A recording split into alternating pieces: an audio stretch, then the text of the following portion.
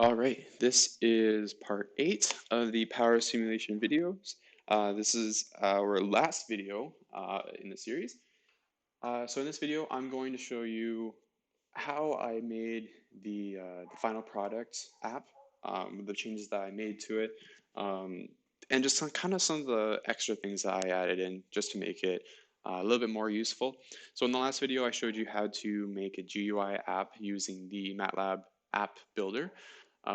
So I made a pretty simple app in that video.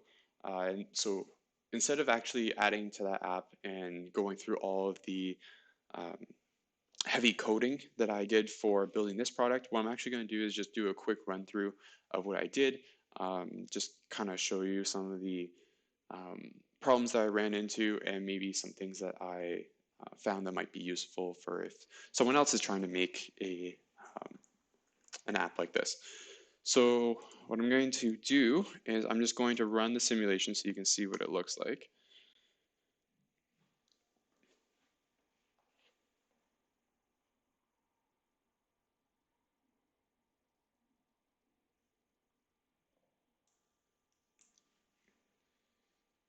Let's give it a minute here. Okay, so here you can see the output of our um, simulation. So this, I believe, let me just turn the duty cycle on here. I believe this is the quick. No, this is the slow start scenario that I have set up in my model. It's a little bit different from the ones I've been doing in the tutorial. Um, but yeah, so this is my app that I built earlier. So in here we can see the current draw, power usage, just like I did in the previous video.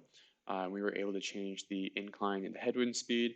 Some other things I added was the total mass of the rover and the bevel gear efficiencies. So remember when we were building the drivetrain model, we put bevel gears in and gave it an efficiency. So in here, we can just play around with the efficiency. Because we don't actually know the efficiency of our gears yet, we can play around with the values, see what happens to our simulation.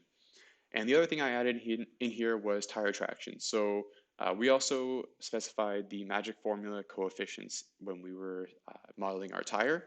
So in here, we can actually change the coefficients to give higher and lower tractions. So you can see the output differences and how that's going to affect our power usage. The other thing that I added to was to um, run two different kinds of inputs. So our custom input here runs a model that uses the signal editor block that I used in part 6 of the tutorial series.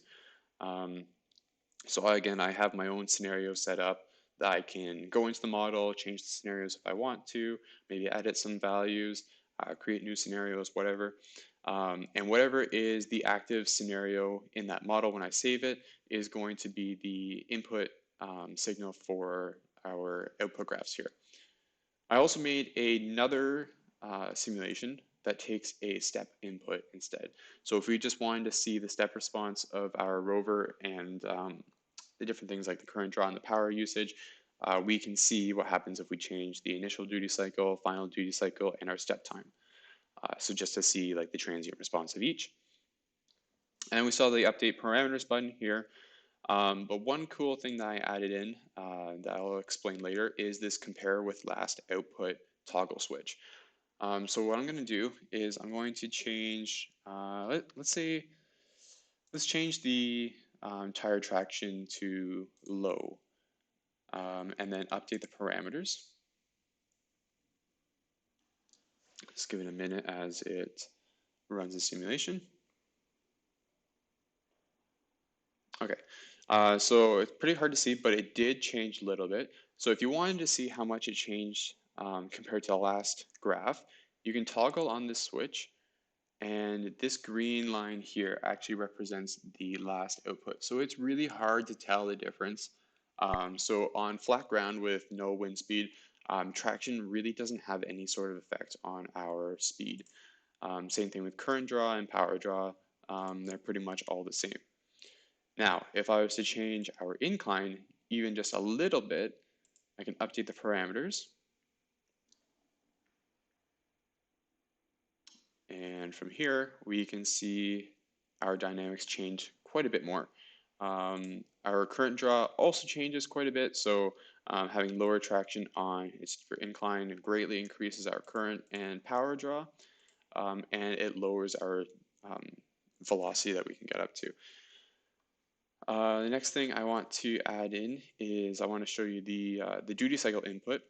So if you wanted to see the input signal to the system, you can actually see on the right-hand side, I've got different axes for duty cycle, and this orange line here represents the duty cycle input. So you can see how the rover velocity changes with changes in the input.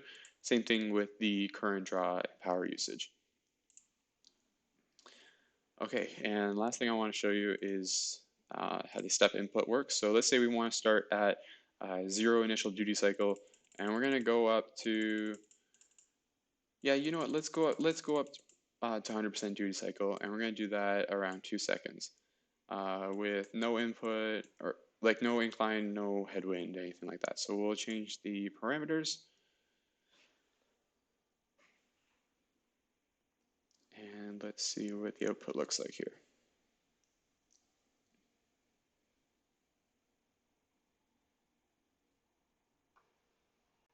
Okay, just a quick note. So these warnings here, clearly I forgot to do the capture errors on the step input simulation. This is something that would show up if you didn't have that capture errors parameter set, but it doesn't really matter for us anyways.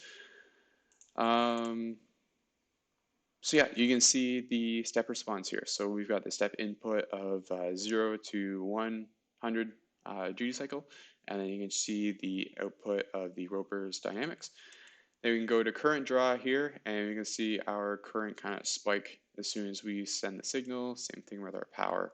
And you can see just how high it goes, kind of ridiculous. This is why we don't go from 0 to 100% duty cycle instantly.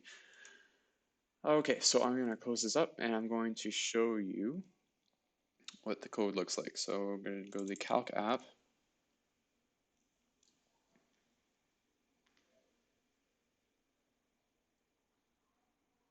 Just give it a second to open up here. All right. So yeah, we've got our design view set up. So this is basically what we saw in the last video. So we've got the UI to just add all of these different inputs and outputs. Pretty simple. But if we go to my code section here, this is where it gets a little complicated. So as you can see here, I have a lot of properties here. This is why I didn't want to show this in a video, because it's like show me developing this in a video, because it would have taken forever. But I will go through it pretty quickly. So these are all just the different kind of inputs that we can get from the sliders or input boxes, and then all the outputs that we get from the graphs.